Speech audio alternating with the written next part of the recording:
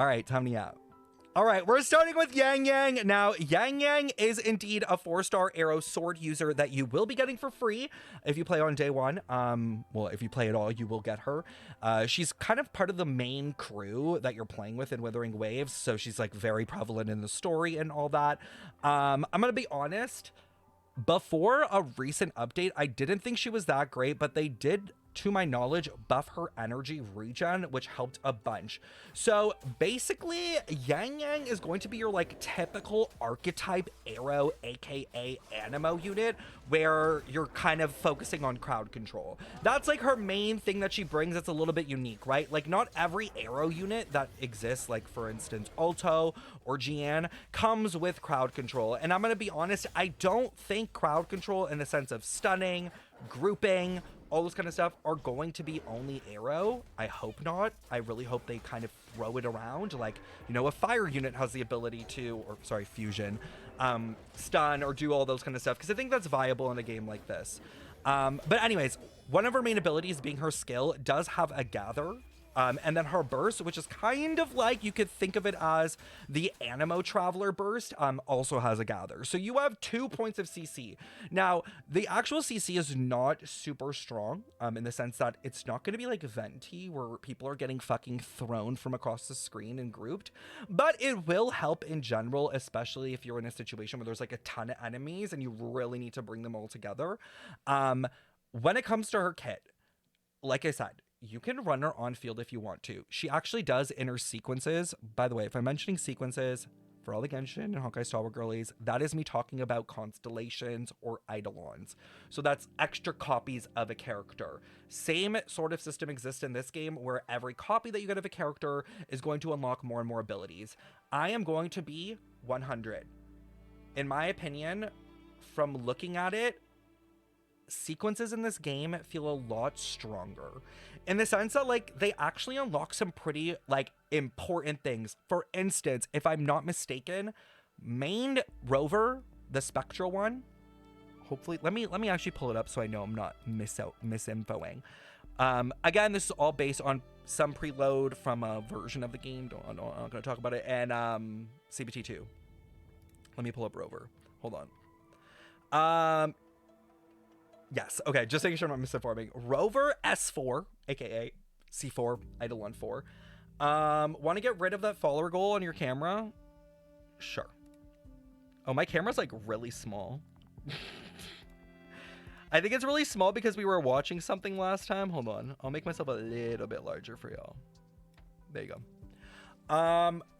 So Rover, Spectre Rover's S4 unlocks healing for your entire team. It literally takes a character that has 0 healing capability and all of a sudden gives them healing, which is actually like pretty significant. At that point, you know, depending on how strong the heal is, depending on how you build them, you can, you know, technically run them as kind of like an off background healer in that way. If you have like enough damage, if you're dodging enough, you could definitely run like a 0 healer, you know, team with that rover there.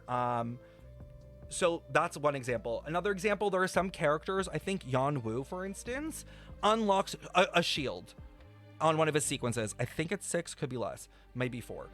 Which again, very, very game changing. A lot of characters, like for instance, Yan Wu, like I said, not that viable, but the minute that they get something like that in their kit, instantly viable because there are not that many characters that are able to shield or heal. So you're kind of getting like a new sort of role or dynamic for the character. A lot of characters, especially sub DPSs, have buffs integrated into their sequences, meaning S6, S4, S3, when you do a certain ability, like after you use a skill, after you use an ultimate, your entire team gets a plus 20% attack, plus 16% glacio damage, and all that. Those, very strong, because team-wide buffs only found on very specific characters. Most characters, at least right now, tend to have buffs to the character you switch into. That is a big mechanic in this game that is going to screw over everyone, most likely for the first 3 months. In Genshin, although there are rotations, you can kind of fuck around and get by. Like, you know, if you throw out your, you know, Farina Q early and then you do the other ability later, will there be sometimes a DPS loss? Yes. Will you not get stacks of us? Yes. Will you still clear? Yes. in this game, if you are not switching to the right character, it's kind of like the Thrilling Tales set. If anyone's ever run Thrilling Tales Genshin, where you are literally taking all that damage and it's going to someone useless. And that is very much a thing in Withering Waves. So you kind of have to balance out where you're getting the buffs and your switch order. Cool. Back to Yang Yang though. Yang Yang's switch out, aka what we're going to be calling from now on outro skill, gives energy to the next character. So to be specific, she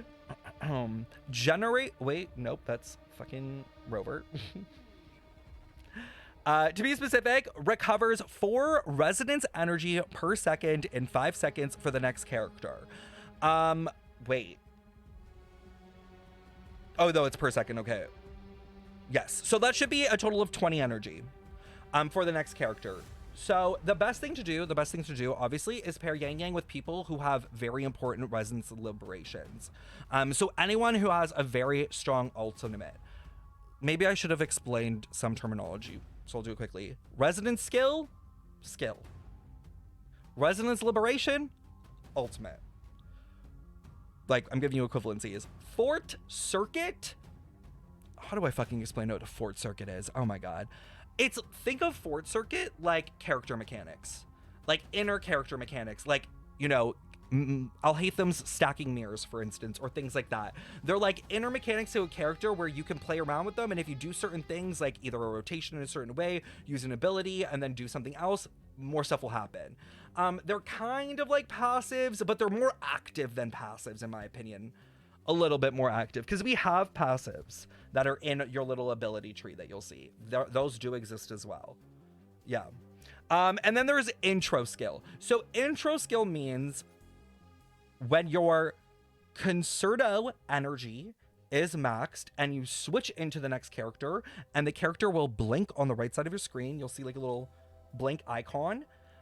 They will perform an intro skill when coming onto the field.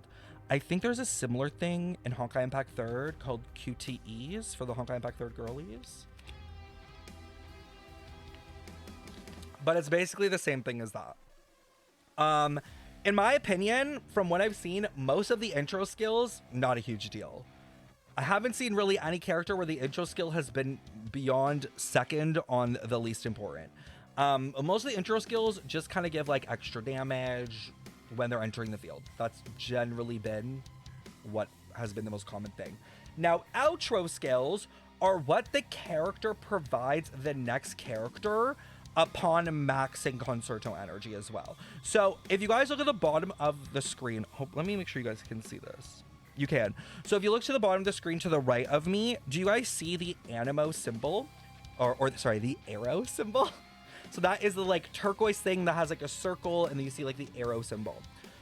That is your switch out energy. This is something that fucked me up so fucking hard when I was playing the game. There are theoretically, for every character, 3 energy systems. For most characters. There is resonance energy, which you can think of as your regular energy you need in order to use an ultimate. And then there is your Fort Circuit, which is the bar on top of your health bar. And usually your Fort Circuit deals with building something on that bar and then spending it. So, for instance, Chixia's little Fort Circuit bar is actually tracking her thermo bullets. So every time she does something, she gains bullets. Then, when you hold down your skill button instead of pressing E, if you hold E, you will spend your thermal bullets and go into a sort of like gunner mode where you're like just standing and just like as you walk around. And then, for instance, again with Chixia, when you use 30 of them, after you are done, she will do an enhanced snipe shot for a high burst of damage. So you can see that's how like Fort Circuits, for instance, work. They're very like mechanical to the character, if that makes sense. And that is my opinion. When you are learning how to play a character, 99% of the time, it's going to be working around their Fort Circuit. Unless they're a character where they just go on the field, they hit E, they hit Q, and they leave. Which there are a few that do that. Then that last bar, that last little tracker, which is the arrow with the circle, that circle, when you switch into a character, will usually be empty. And as you perform basic attacks, abilities, circuits, liberations, whatever, you will fill it up. When the whole thing is filled, like you see on the screen, it will trigger the ability to perform an outro intro.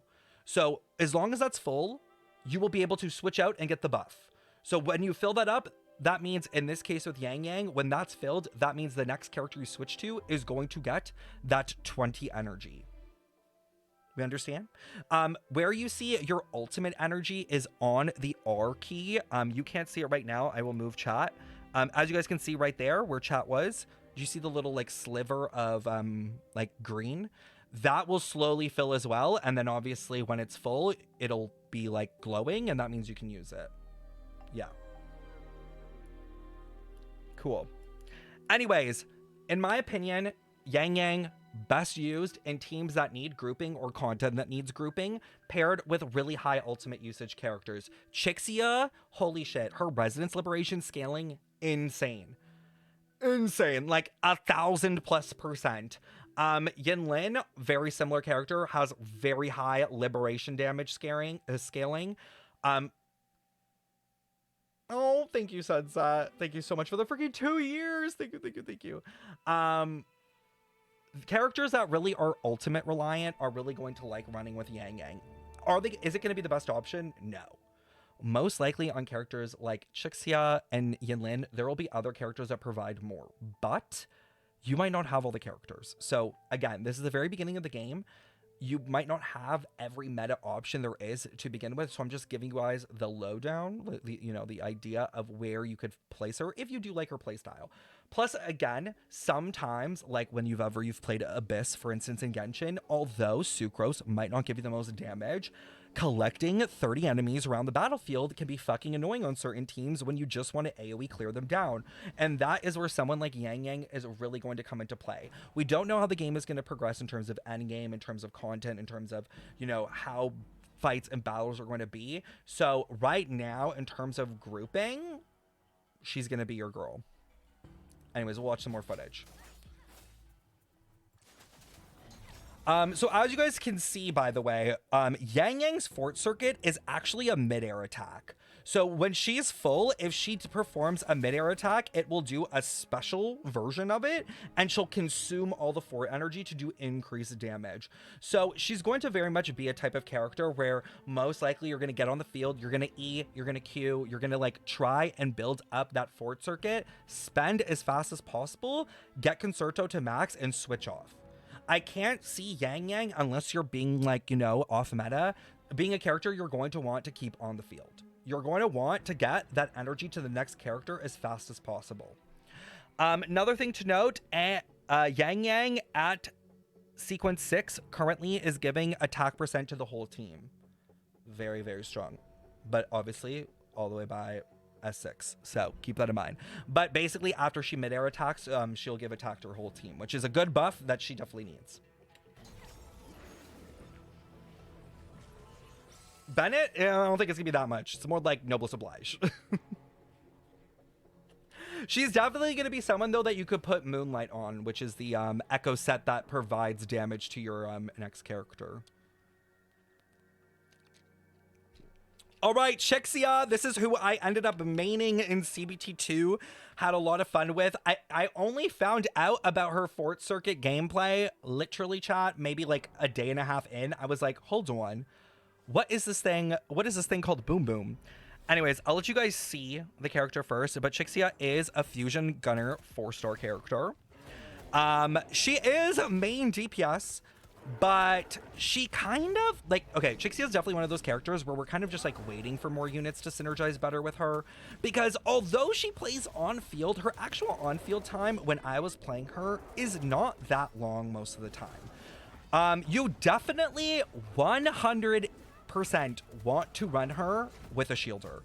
The problem is when her Fort Circuit's full, like you can see right now on the screen, when she holds E, she goes into the gunner mode. I'm assuming they'll show it very, very soon. This mid-air attack is so funny. Like she's just like floating. Hold on, I'm waiting for it. There we go. Okay, so this is the fort circuit I was talking to you guys about. So these are the thermodynamic bullets. A large majority of her damage is going to come from this mode because you are just putting out so much damage so quickly. Like each bullet is individually calculated. And then as you can see right there with the 2,975 damage, that was called a boom boom, which is if you spend 30 bullets, after you're done, you'll boom boom their ass with a very high amount of scaling. The problem with her is this. When you are pumping out these bullets, the enemies are usually not staggered. And there is not a lot of CC. And there are a lot of enemies that can literally stagger you out of this mode. And obviously, if you get hit, you stop shooting, but you also don't get the boom boom. So you kind of get fucked over twice. So running her without a shielder is going to feel like playing Scaramouche without Zhongli. Like truly, your body will be mostly on the floor the entire time. There are shielders on day one. I was using Jian Shin, and I did not enjoy it because her shield takes forever to generate. I'm hoping they fix it. If not, though, there is a Havoc unit called Tauchi that gives shields, and most likely a lot of people will be using her. Yes, almost all the enemies have some degree of stagger. Most of them. Anyways, I want to see the Liberation because her Liberation is insane, the damage. So that's the Liberation. In my playthrough, when I was playing Chixia, and I was around day 3 or 4, my Chixia's Liberation was taking these enemies from 60% health to 0. That is how much damage she pumps out with her Resonance Liberation. She has a high amount of energy cost, 150, which is going to be really annoying to work around. But her Resonance Liberation is 1,347% scaling plus 81 times 11, which is about 810 damage. It's a lot. It's a shit ton. Does Withering Waves come out today? No, it comes out in like 3 days. So, yeah. Anyways, there are no major fusion buffers in the game currently, so Chixia definitely struggles when it comes to team comps.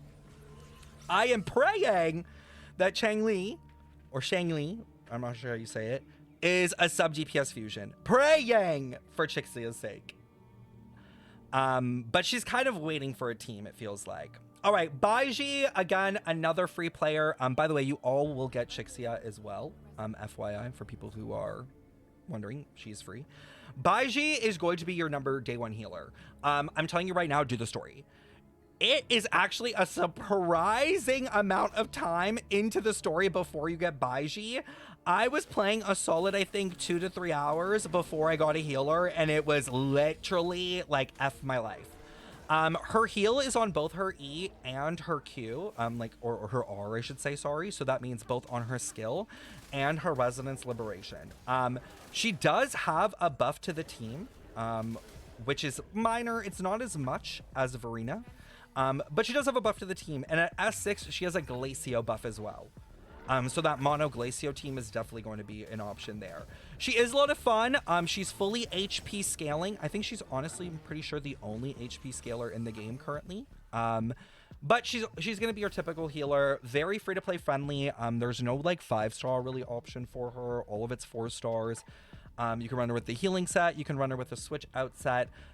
She's going to, again, be another character that's not going to have a ton of field time, most likely. It's mainly going to be, you're either going to jump in and skill if you need the heal, or you're going to jump in and skill in R and then pop off. Damage-wise, she does, to my knowledge, have some amount of damage. Is it game-changing? No. And you're probably not going to be able to build that much crit on her to make her like a sub-DPS step-in like Verena could be. But she does have some damage. On her Resonance Liberation, where is that? I'm gonna say no. She has some damage. It's not gonna be enough that you're gonna be like, wow, she's carrying me.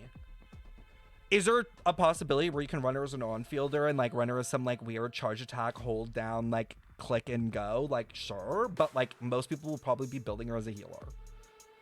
So yeah. Her damage scales with HP.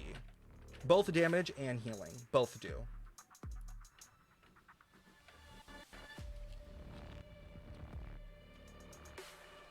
But she has very low field time, and she's going to be kind of like a quick swap option. Very pretty character, though. All right, Yanwu, I'm going to be honest. Yanwu is honestly the most confusing character. Like, I don't know what he's trying to do. I love him. He's a gauntlet user, not a pistol, even though he looks like he should be a pistol user. He uses gauntlets. He can give electro, like, to anybody. But,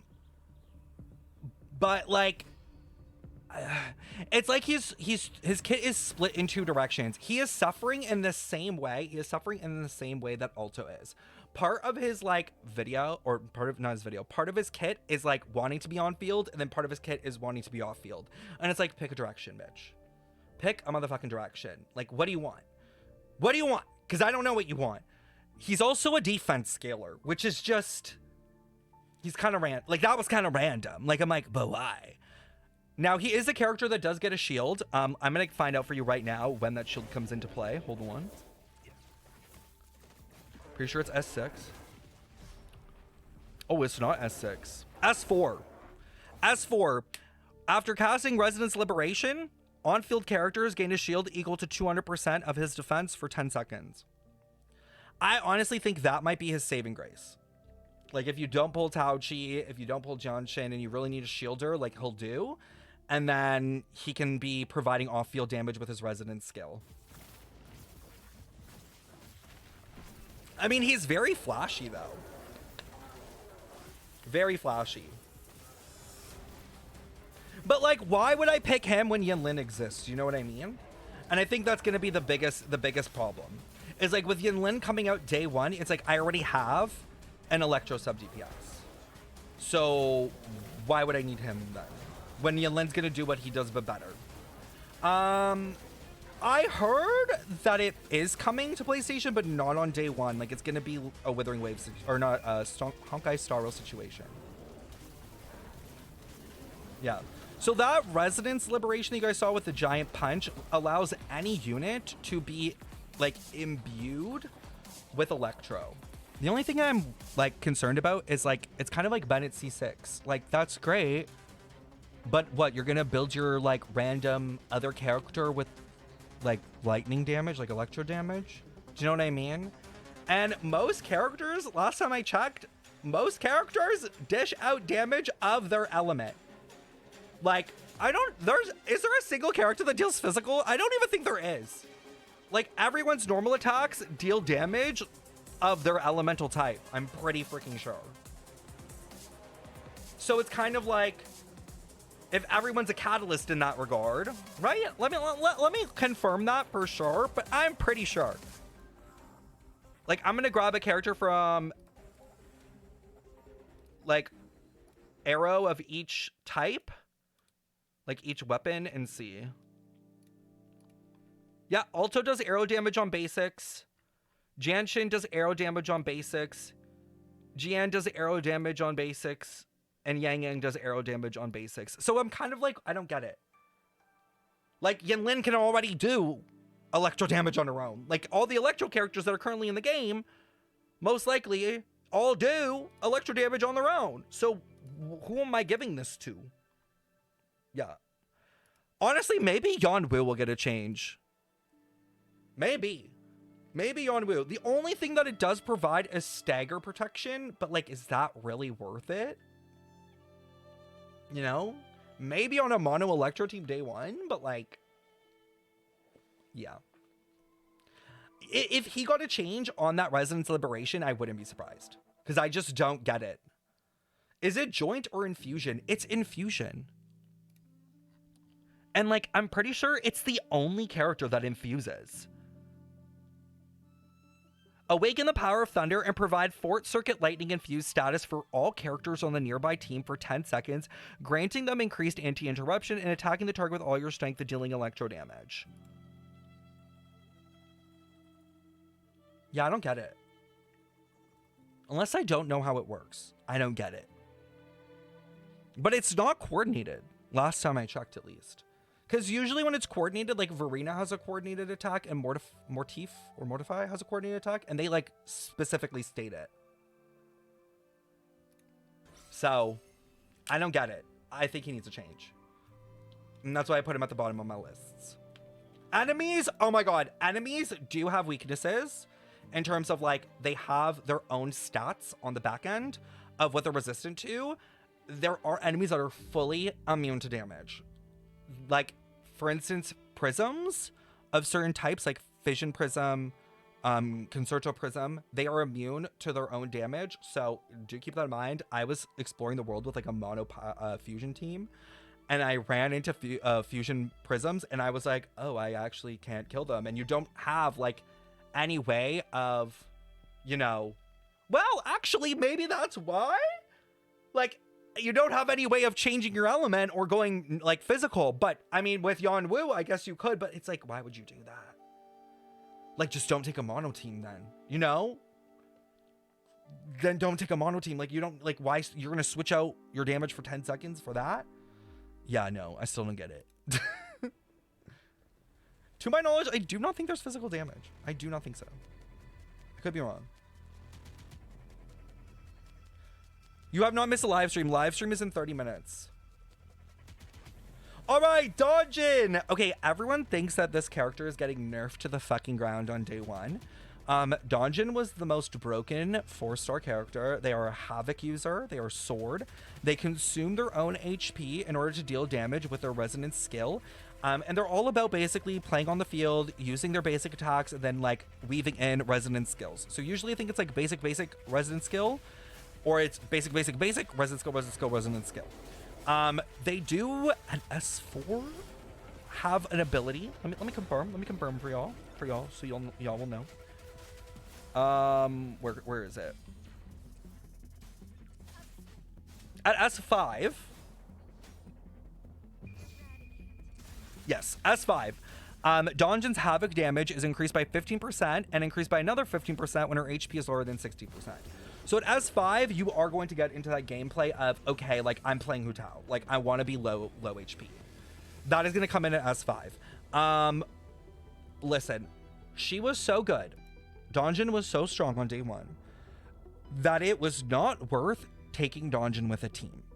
It was better to play her on the field and only on the field, never switching out and pumping out damage, because switching out would be a DPS loss, which is crazy to think about. But that's how strong she was out of the gates.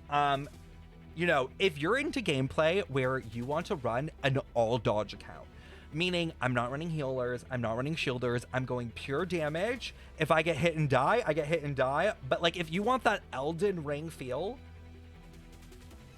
then that's your character. That's your character. You don't have to run it like that, but based on the beta, that was like kind of like the best way to play her, if that makes sense.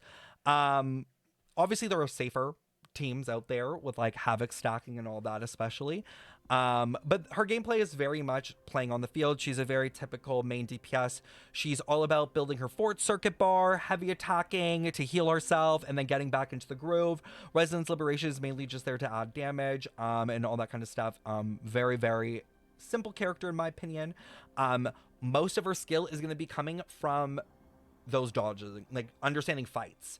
It's less about her rotation and more about your reactivity. Like, a huge thing with Withering Waves is going to be reactivity of gameplay. In Genshin, it is so easy to close your eyes, click buttons, and everything's dead. In my experience, when it came to playing in the beta, I felt like gameplay in Withering Waves was way more reactive, in the sense that you have to know when you have to bail out of a rotation to take a dodge or, you know, do something else, because the damage at some points is just so high.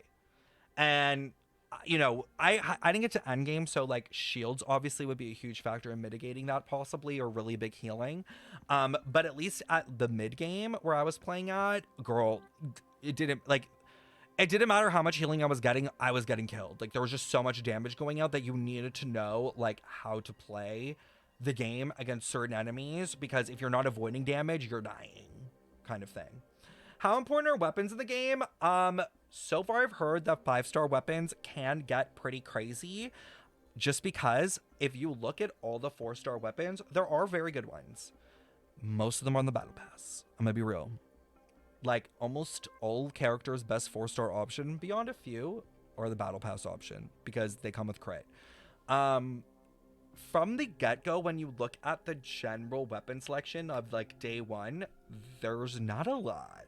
And I don't remember, like, I generally don't remember what it was like in 1.0 of Genshin, if that was the same way, and if it'll improve later. But just, like, you're looking at the weapons, and, like, they're kind of just, like, whatever.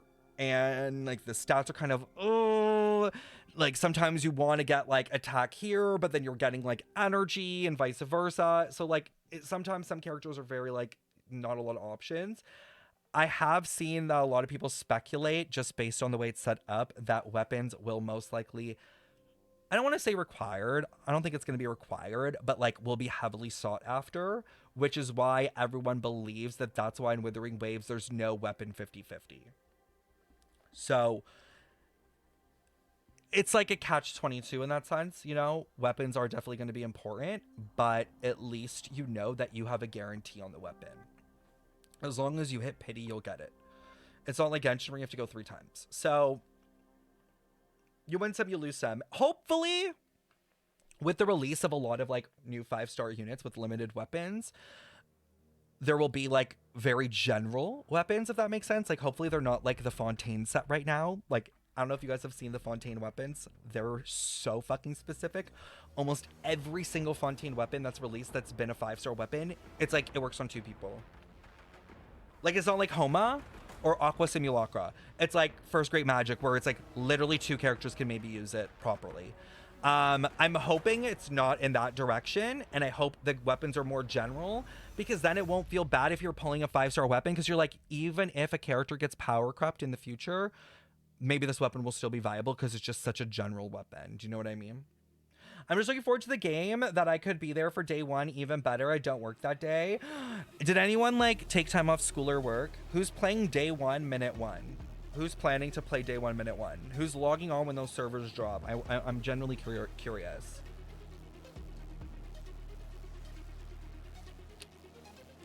I mean, I'll be here. I'm doing the subathon. Oh, that's a lot of people. Okay, now you guys got me worried. Maybe we should have a staggered login, because I feel like the servers are going to crash. That's so many people that are, like, ready for day 1 login. That's crazy. By the way, chat, subathon is all planned. Had a meeting today with staff. Very excited. Subs, bits, donos will all be increasing time. It is uncapped. It's going to be very interesting. I am creating a little cute bedroom behind me tonight or tomorrow, most likely, probably tomorrow. So that if I need to sleep here, I can. But I'm very excited. Live stream starts in 25 minutes. 25 minutes. Yeah. I'm working 4 days in a row, like 8 hours. I'm a die, but I still got to stay up till 2 a.m. to work. Susie, just play on your phone for those first few days, you know? I hate that I don't get out of school and have 3 weeks. Excited for the subathon. I'm excited as well. Found out some news, by the way, from the live stream. It's looking like there's a beginner banner, kind of like Star Rail did. So, like, a small banner with way less wishes that you get to pity faster. I'm very sad. I thought that that beginner banner was going to be the banner that we get to pick the 5-star on. But that is not the case. So how it's going to work, hold on. Let me pull up the paint, you all. Let me pull up the paint to explain this. Paint. So how it's going to work is there's going to be like a banner 1. And that's going to be, do we know how many wishes it is? Is it 40 or 50? I think it's 50, right? I think it's 50 pulls, right? 50, right? So it's going to be 50 pulls onto that banner. And then after that, you'll have standard, which is 80, if I am correct. 50 pulls worth 40. Oh yeah, because it's at a discounted rate. I'll put it in brackets. It's like 20% off. It's like buy 4 and get 1 free. Buy 4 10 pulls and get 1 free. So yeah, it's going to be that. You only get the, like, chosen 5 stars. So that's like the standard 5-star you want here.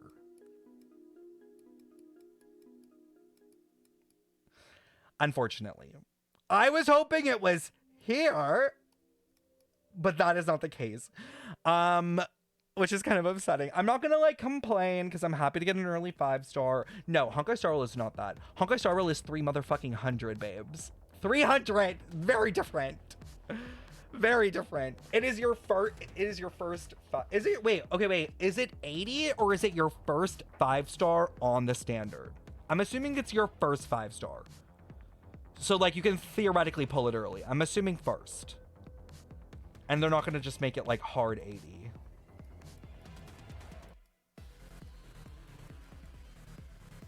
I think first 5-star, but 80 guaranteed. Okay. So you can't pull it early, thankfully. Tan, thank you so much for the follow. So yeah, your first 5-star whenever you do pull it on the standard. This definitely changes stuff because a lot of people were obviously thinking that it was gonna be here.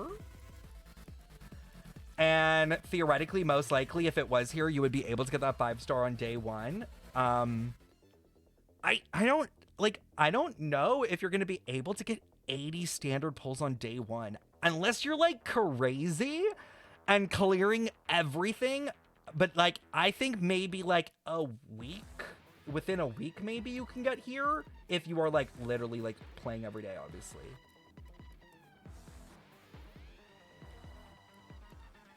The no lifers probably will be.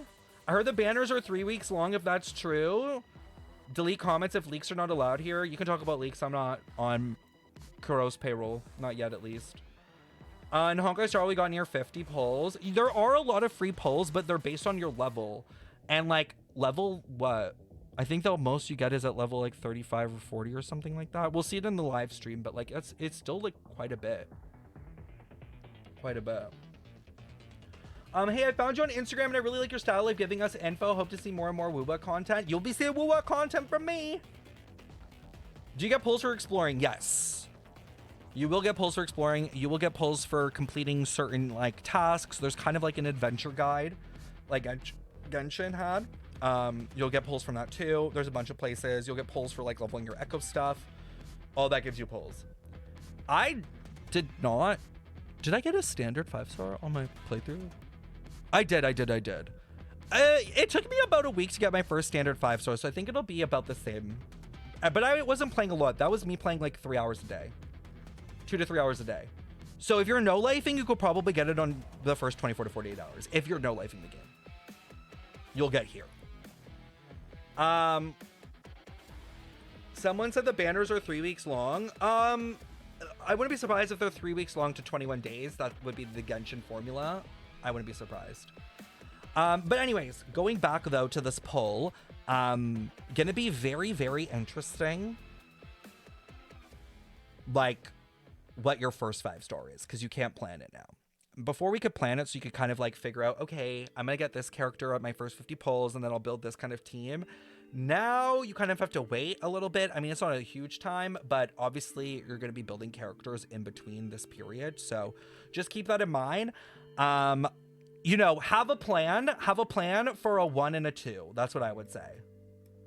Like a top two standard, because if you pull your number 1 here, then you might want to get a different character on your guarantee, right? So just keep that in mind. I would say have 2 characters in mind, because you might get lucky on that first pull and you'll get the character you want, so you can get your second option there. Yeah. I'm glad they changed the wishes from having separate currencies for limited and limited weapons to just limited characters in standard. They changed that. Thank God. I agree.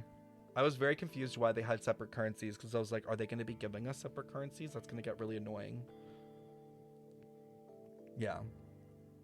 Anyways, moving on. We got about 20 more minutes, so let's go through a few more characters. Might as well.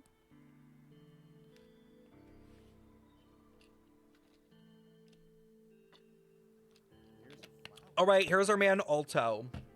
Now, for the GN bitches in the chat, for the GN girlies and gays and MBs, for the ones that got the legs open for both Alto and GN, Alto is indeed most likely, as long as things don't change, going to be your arrow damage buffer on his outro skill. Now, friendly reminder, Mr. Alto, not only is he confused most likely about his sexuality, but he's also confused about his entire fucking kit. This man said, I want to be on the field, but I also want to be off the field, but I also am going to provide a resonance liberation that doesn't really help anybody except people who use bullets.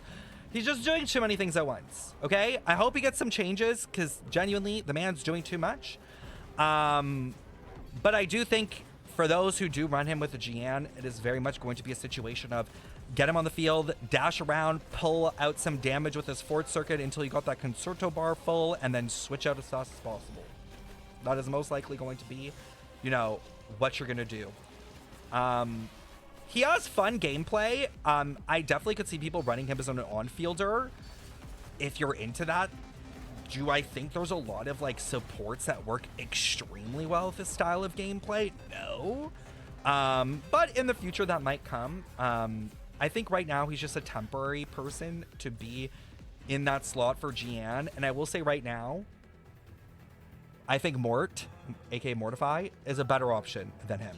I think you're better off building Mort because Mort is way more flexible than putting Alto in. So for me, the top GN team is going to be Gian, Mort, and Verena. That's what I'm thinking. But he is an option, and sometimes people won't pull Mort, but I'm pretty sure Mort is on the banner, right? Pretty sure. So most likely, if you're pulling that many times on Gian, unless you pull him really early, he's on his banner anyways. Teams or trios. Oh, there's our girl. There's our Pinkula. I'm calling her Pinkula for the rest of her life. Now, guys, this is like the Noelle of the game. I said that in a video and people were like coming for me, but like in the sense that Noelle could play as shielder, but she could also play on the field and deal a ton of damage. She does have a counter. So if you're into that Beto play style, where you're like down to counter and deal big damage, she's there. And she is a Havoc user, and there are not a lot of Havoc users in the game currently. Now, one thing that was super interesting about her, which makes her a hell of a lot more flexible as a unit, is the fact that her outro ability, meaning the person that she switches to, buffs the next character's resonance skill damage. So characters like Chixia, who scale a ton with skill damage, or other sub DPS units, are really going to obviously enjoy that. So that does give her a lot more flexibility, I would say. If she did not have that outro, I feel like she would be a lot lower on a tier list, in my opinion. But her being Havoc and providing shields, very great option. Now, she is a defense scaler. So keep that in mind. How do you get access to play this game? You get access in 3 days. When I looked up Wuthering Waves guides on TikTok, you're the first person to pop up. Haven't seen many people taking opportunity with Wuthering Waves understandable guides either. Listen, okay? I'm gonna be real. I'm gonna be real. I know why there are not a lot of guides, because everyone's terrified of being wrong. Everyone's terrified of giving quote-unquote misinformation. Your boy Stefan, I will misinform the world. I don't care. Call me Mythos. I'm going to give you guys information that I know, so you have it for day one, and I've already put the disclaimer out a million times that if things change, and I'll change the guides. I did it with Star Rail. I'll do it with this game. I think people are just so afraid of getting cooked and quote retweeted on Twitter, but I've been cooked and quote retweeted my whole life. I literally put out a tweet today saying that Clorind is maybe as strong as Alhaitham, and I think every single Alhaitham stan had a whole fucking aneurysm. And you know what? Maybe I was wrong. But also, who cares? Spanish content creators are laughing at your tier list. You know what? I don't know how I got such a huge Spanish following on Twitter. I'm gonna be real. Like, genuinely, sometimes my posts will pop off and I'll go into the quote retweets and it's a ton of people speaking Spanish and I'm like, oh. But I'm not mad at it. There definitely is like a section of that Spanish community that like can't fucking stand me. And it's probably like this stupid white boy who literally thinks black pepper, like ground black peppercorn, is spicy, can't fucking do anything right, and all of his guides are misinformation. I know that's out there. I've seen the tweets. I've seen them. And I've translated them through Google. I've translated people shit talking me in Spanish, which is always great. It also makes me feel like a failure because I am actually Portuguese. So I should genuinely just know it because Portuguese and Spanish are so fucking similar. So it just makes me feel like more of a failure because I have to hit the translate button. Ain't no way this unseasoned chicken eater is cooking. Probably them. Imagine the Spanish community got a hold of my Ziploc bag boiled chicken with mustard. I don't think they would ever use a guide from me again, personally. I don't think they will.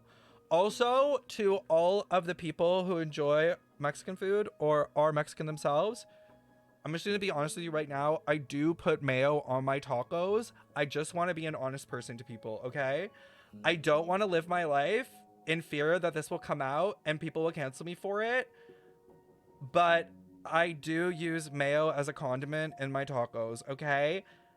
And that is because, like, too many, like, sauces for tacos require cilantro, and I don't like cilantro.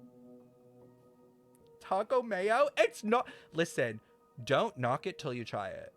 Okay? Don't. I'm gonna be honest right now. Go make yourself tacos this week, put mayo, and then tell me I'm disgusting. Like, if you try it and you hate it, then fine, fair enough. But, like, you gotta try it. Because it's not that bad. It gives it, like an umami eggy flavor, which, like, all of us white people love, you know?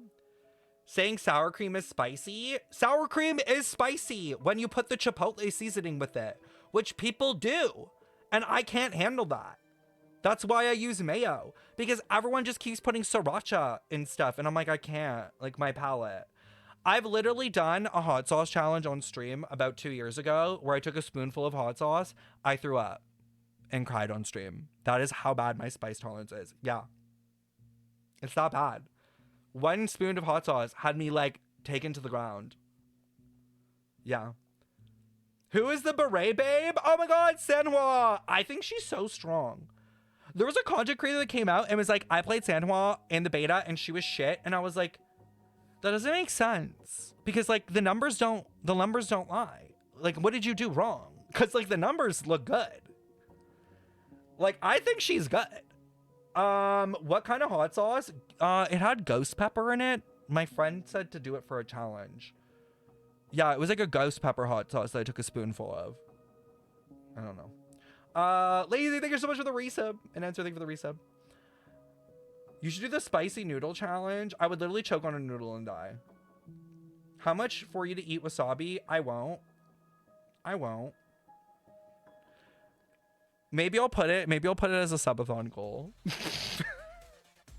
Wasabi taste test.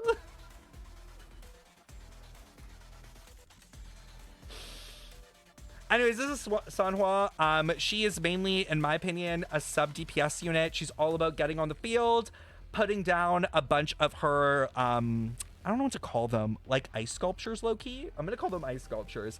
She gets on the field, she uses her E, she uses her Q, she puts down ice sculptures, she heavy attacks, they fucking explode, they deal a ton of damage, and she leaves the field, and she buffs basic attack damage when she does it. What more is there to say? What more is there to say? I may have overdone it. Forget about it. Is GN good? Yes. So everyone does get Sanhua for free. She's Glacio Sword. Sub DPS.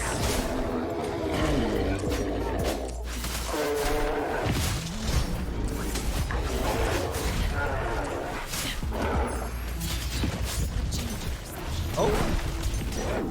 That was the echo. Shackles be gone.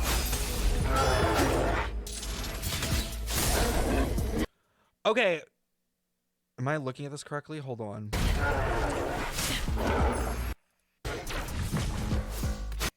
Where's the burst? Okay, so she's gonna burst, chat. Shackles be gone. So when she bursts, when she does her burst, which, by the way, as you can see by the number on the screen, does a shit ton of damage. When she bursts, she leaves on the field. Let me confirm what it's called, by the way. She leaves a glacier, well, that's what they're calling it, a glacier on the field. And when she like uses her resonance skill, she'll leave an ice prism on the field. Now, after she bursts, if she performs, I'm pretty sure a heavy attack, which she does do, you can see her shattering the glacier. That will detonate them, dealing additional damage. And the scaling on those detonations is pretty high. So basically, her gameplay really just involves going on the field, placing down her resonance skill, placing down her resonance liberation, and placing down... So I'm trying to see what else gives her it. I think it's her heavy attack. Sorry, 1 second, chat.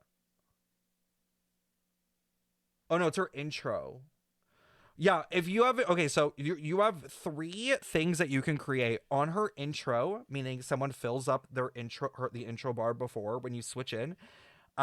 If you switch in onto an intro, you'll create an ice thorn wherever you intro into. And then when you use her resonance skill, you'll create an ice prism. And when you use her resonance liberation, you'll create a glacier. So basically how it's going to work is you're going to intro skill in, resonance skill, resonance liberation, and then heavy attack to detonate all 3 of those and create detonation damage on anything in the area around you, and then switch out, hopefully. Hopefully by the time you switch out, you'll have your outro, because when she switches out, she boosts the next character's basic attack damage. So anyone who's a hyper carry that is running on field and basic attacking a lot is really going to like following up after her.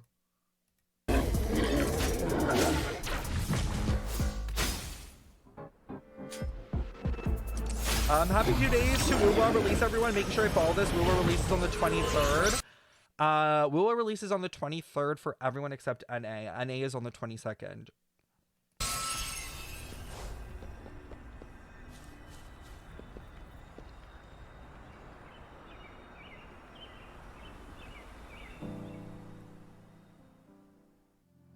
The stare. The camera stare. All right, GN mains, you better be paying attention because you're 100% putting this man on your team.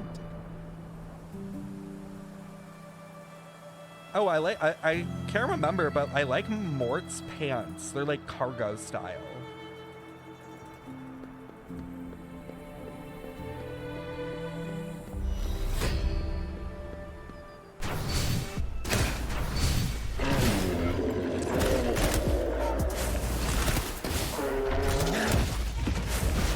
These are the basic attacks that you probably won't be using. That was a skill. It's very, like, the resonance skill, very, very, very, very, very simple. It's literally just hit E, deal damage. It's a lot of damage, a lot of scaling on the resonance skill, but there's not a lot to it.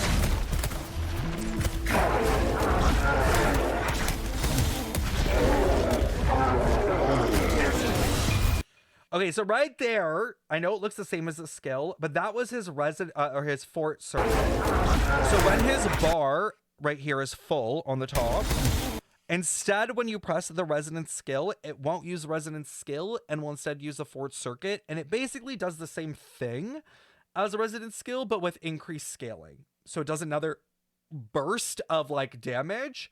And then that's it. His intro skill plus his resonance skill and fort circuit all have very high scaling for being just single instances of damage.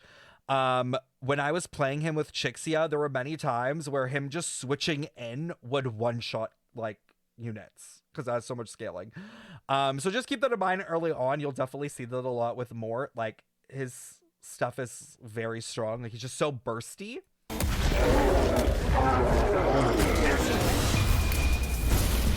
All right, so that was his resonance liberation.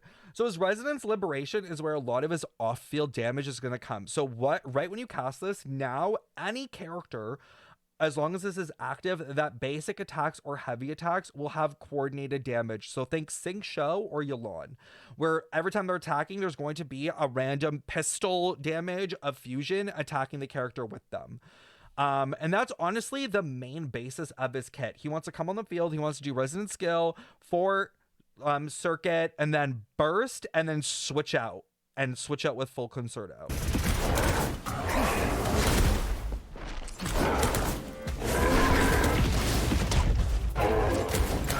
But you can see it here. You can see it here when he's attacking. If you see these little red streaks that are coming out, that is the coordinated attack, what it looks like. Oh, yeah, Chisa. Thank you.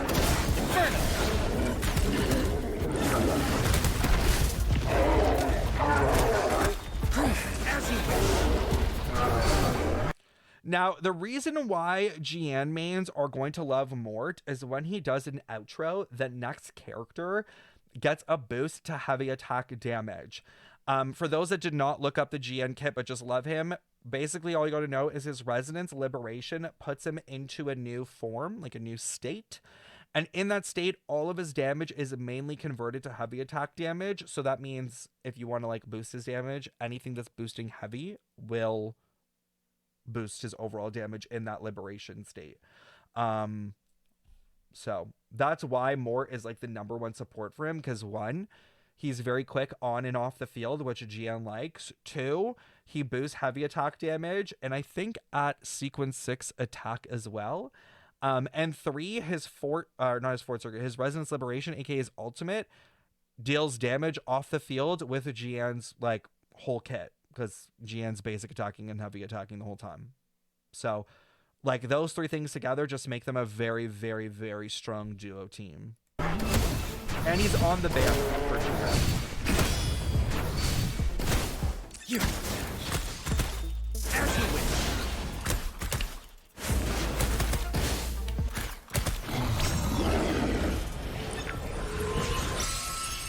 What's it? Thank you for the 13 months.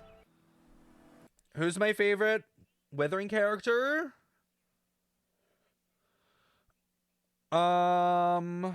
Like if we're talking release characters, I actually really do like Yinlin, not to be basic, but I do. If it counts as unreleased characters, then Camilla is my favorite. I'm choosing Verena on the standard banner. Personally, I think choosing Verena, Kalkaro, or Encore are really good decisions. I think Jian Shin could be a good option if they fix her on 1.0 release. Though that's my current standing opinion. Is the game release time like the new patch times in Genshin? Honestly, I don't know. The game's too new to tell. We'll have to wait and see what the pattern ends up being. Yinlin and Verena do work together, yes. All right, this is my man's Kalkaro. Very similar playstyle to Jian, where all that damage is in that Resonance Liberation state.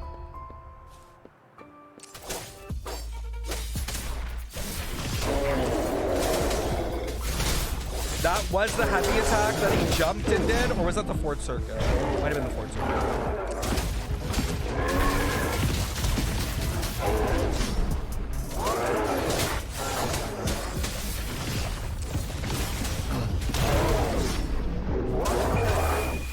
All right, so this is the Resonance Liberation state, which is where a majority of his damage is.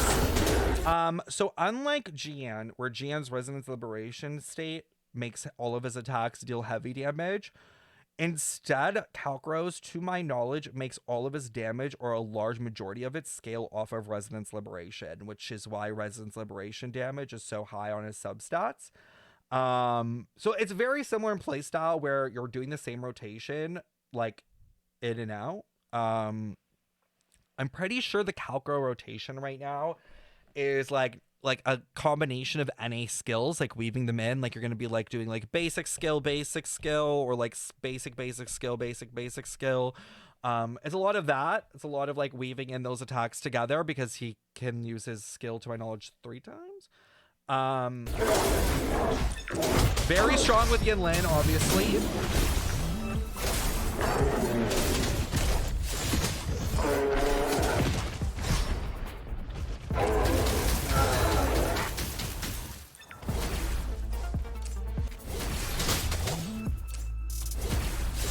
The jump attack, jeez.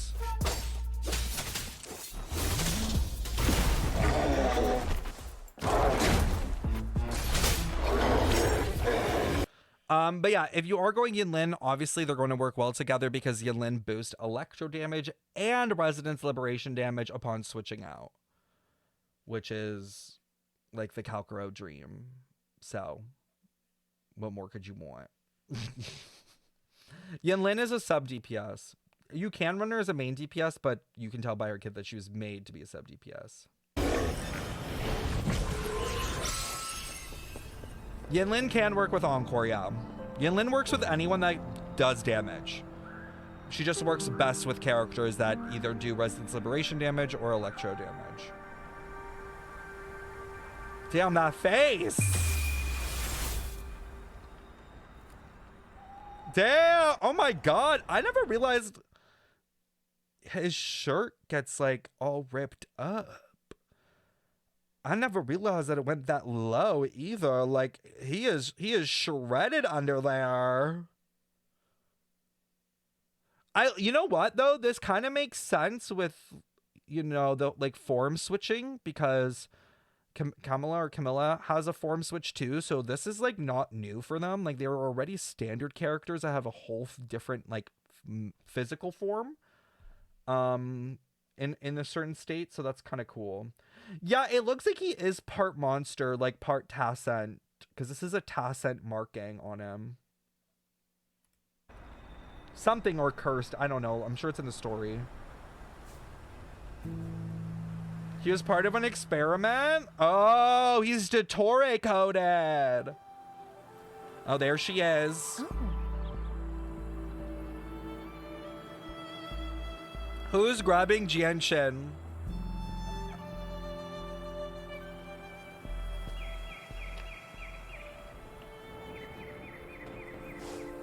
Not me.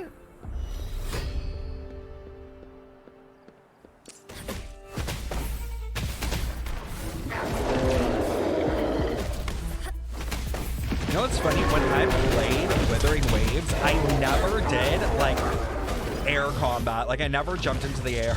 I never felt it was necessary.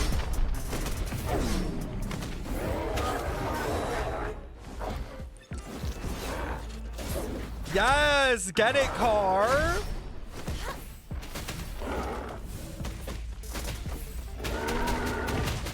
All right, this is the shield generation. Holding down that forward circuit, you can see the yellow part on the health.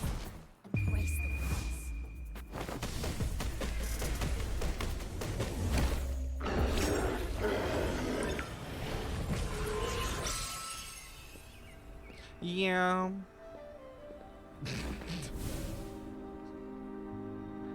Now, do keep in mind though, when you are shielded, it's not very clear, but the character that's on the field also gets healed every couple of seconds. So it's like Baiju in that sense. Anyways, I'm gonna keep playing. Verina's next, a very similar character, simple character. I'm just gonna grab a water from upstairs because this water ran out.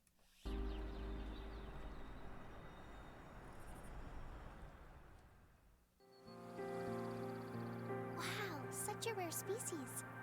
It's my lucky day.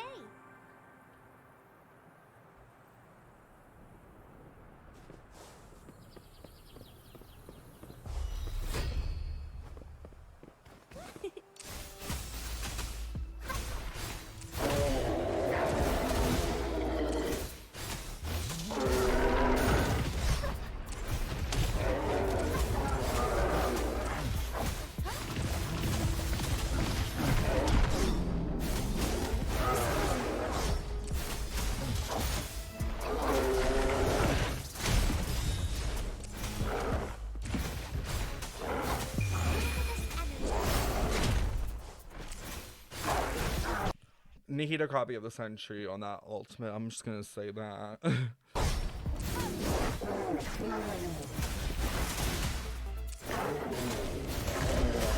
I just don't like her hair color. That's the only thing I don't like about Verina. I really don't like the color of blonde.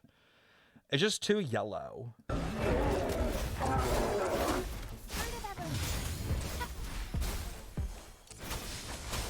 Though she had a design. Does anyone have an image of the old design of hers? Her older design was even worse. Like it was actually like so ugly when I look at it now. Coors Boom, thank you for the follow. Let me see if I can find old Verina. Oh my god, I found it. Actually, such an uggo design. Look at that, chat. Girl, what the fuck were they even doing? Like, she don't even got a neck. Yeah, it was pretty bad. Also, like, yeah, the cutout in the middle for a literal child character is so fucking weird. Like, yeah, I think that's a major reason why they changed it. You know what's crazy though? I do like her hairstyle better in the left one. I just feel like it looked crisper. Like it looked more fluffy, and in the current one, it's just like, what the fuck is even happening on the right? Like on the right at the top, especially, it looks like a mess. But yeah, the clothes are very inappropriate.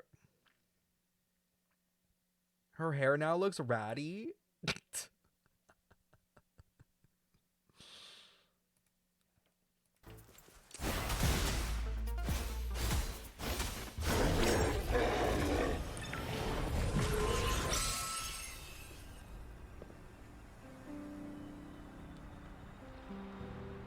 It looks better in game, I will say. The render in game is way better. How does she heal? She heals on her resonance skill and resonance liberation. Both.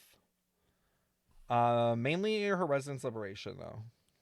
I think, right? Does she? I think she heals on both. Or maybe that's Baiji. I might be wrong. No, it might just be the resonance liberation, actually, now that I think about it.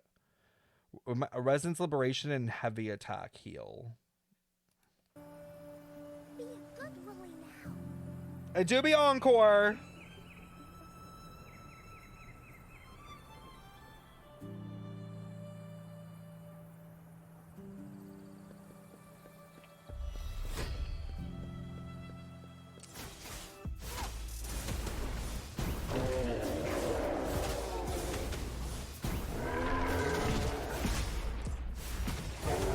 Oh my god, all the freaking interrupts. Oh, there's that Fort Circuit.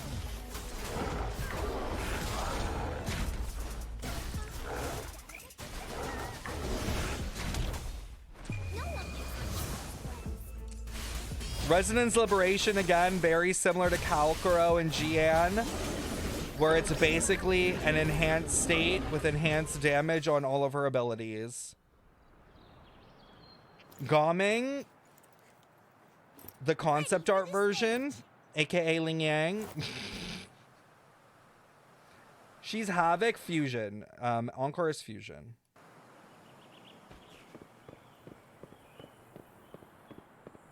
She's not invincible in that charging state.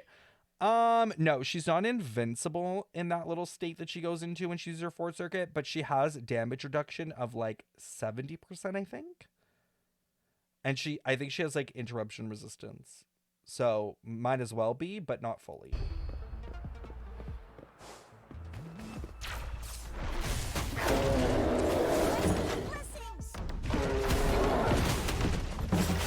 So this is Ling Yang's Fort Circuit. If you guys can't tell, it's when he goes in midair. We'll play it again. But Ling Yang's Fort Circuit makes him like kind of go on those little like steps you can see from his promotional videos, and that is where a large majority of his damage is coming through, along with weaving in his basic and resonance skill combinations.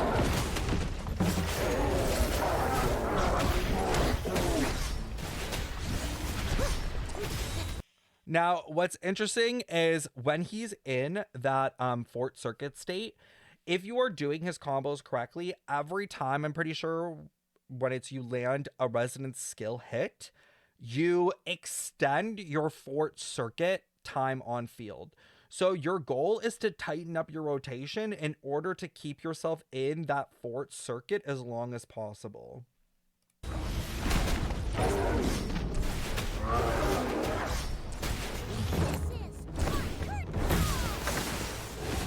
And then his ultimate is pretty simple. It basically just grants him 50% Glacio damage.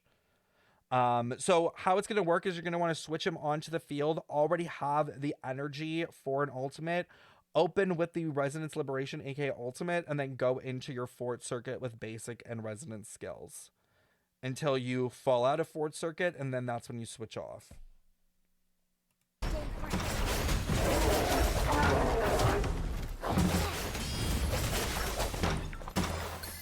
See, this time he was able to stay in it a lot longer.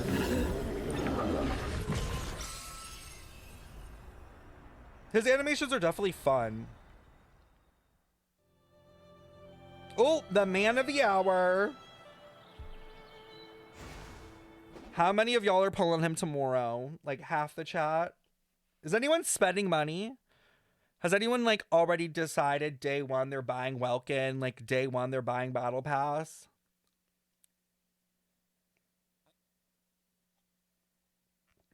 You're skipping him? I'm spending for GN day one. Is Wuthering Waves actually a good gamer? Is it going to be another TOF? I don't think it'll be a TOF. Oh, I'm a pull him, all right. Oh, Davey said I'm a be... my man. I'm done with Anima Boys. He has nipples. I don't know if you guys noticed this, but unlike Genshin, they do give them nipples. You can see his right there. It's the one part of his chest that's like extra light. So unlike Sino, GN actually does come with nipples.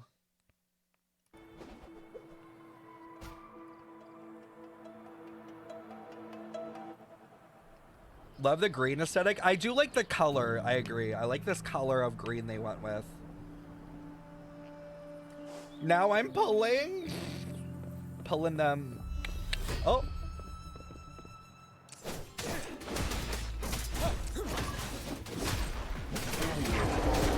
Damn, he has such cool attack sequences.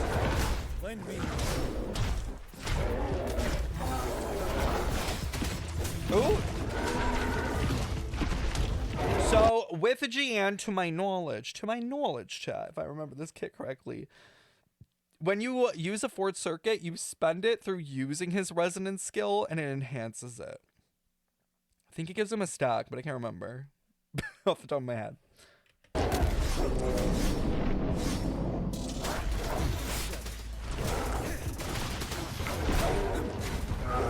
Damn, this ult is taking forever.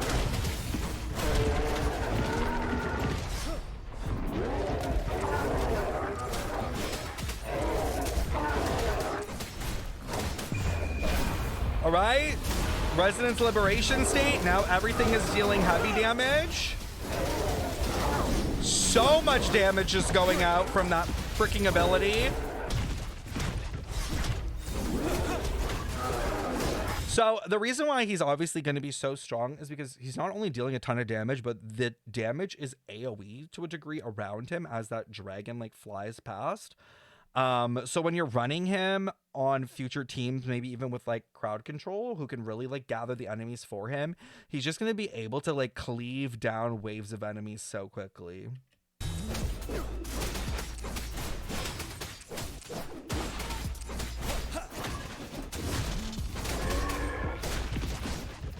Oh, we need to get this man some energy regen yesterday.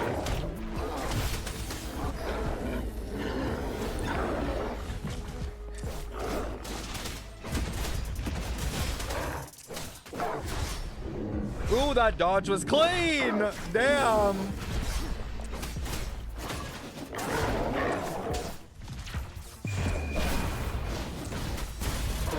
Ooh! Wait, do you have a different animation if you use the ultimate on the ground versus in the air? Hold on.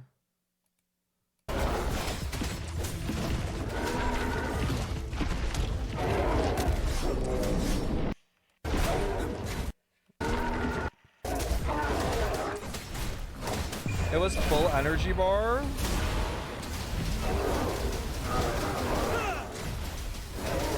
It is a different animation when you use it on the ground versus in the air.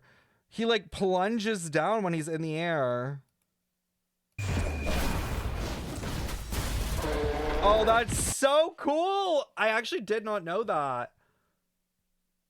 That's so cool. Oh, I like little things like that. like adding those little differences, they make a big difference. It keeps your gameplay feeling a lot more varied, like more fluid, that you can even use a burst in midair like that.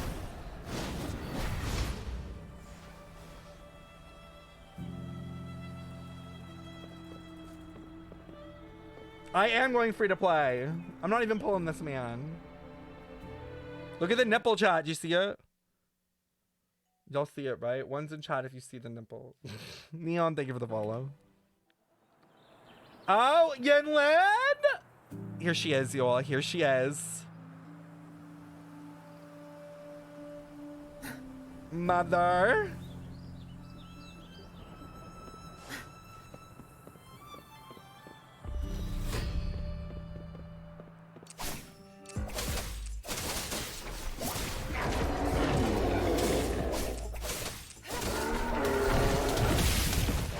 So those, as you guys can see, when she did her little resonance skill thing, it marks the target. Those are the marks that you want to get to deal damage off field. You're going to need to apply those marks to targets like that.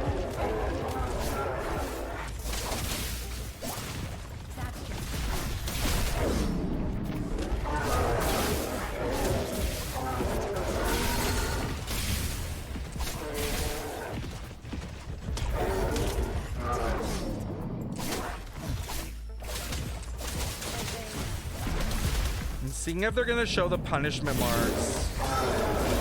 Okay.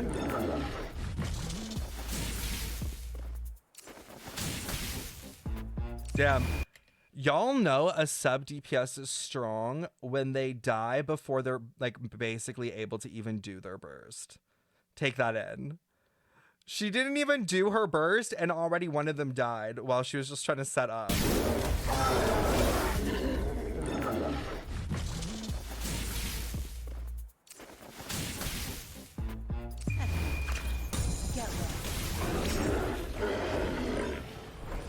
Well, they died pretty quickly.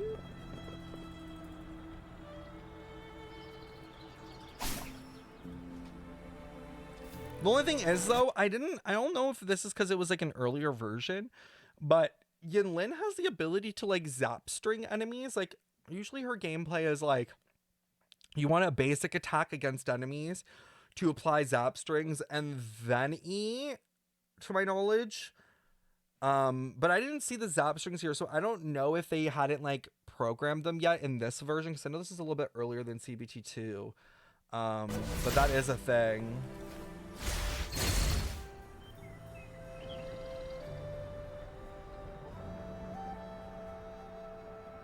Kind of miss the old Yinlin look. Is this the old one?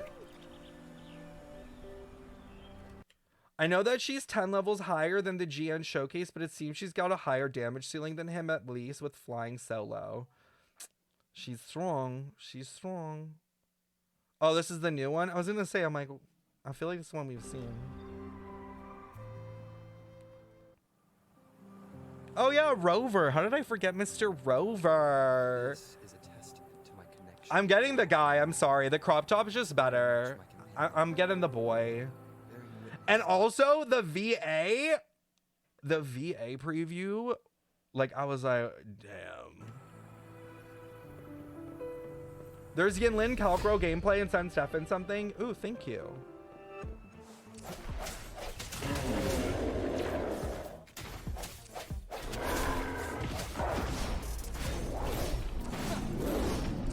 The 5 million dodges, please.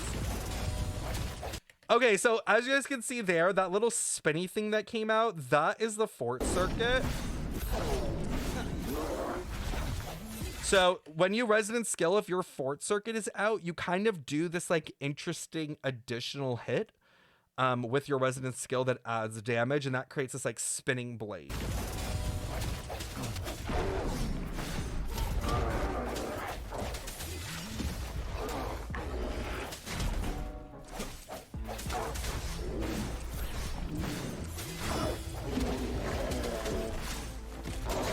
Now he has a ton of resonance liberation damage, so as you can see, his ultimate that's where a large majority of his damage is going to come from both Rover and them.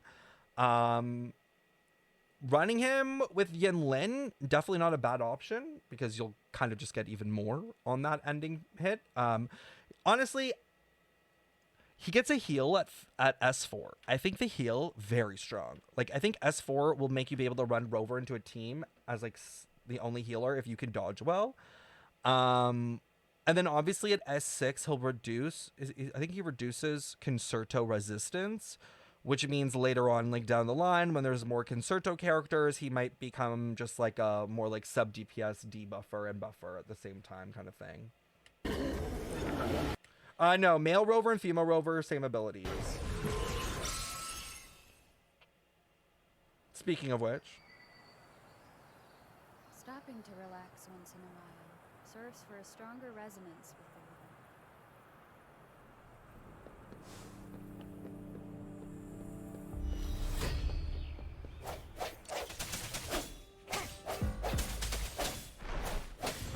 And they do have different animations, though. Oh, okay, female Rover, pop off.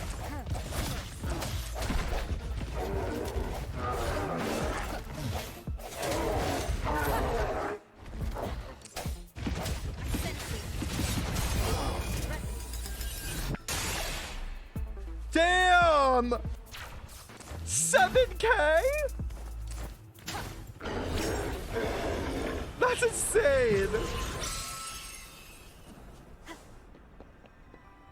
Wow, that was wild.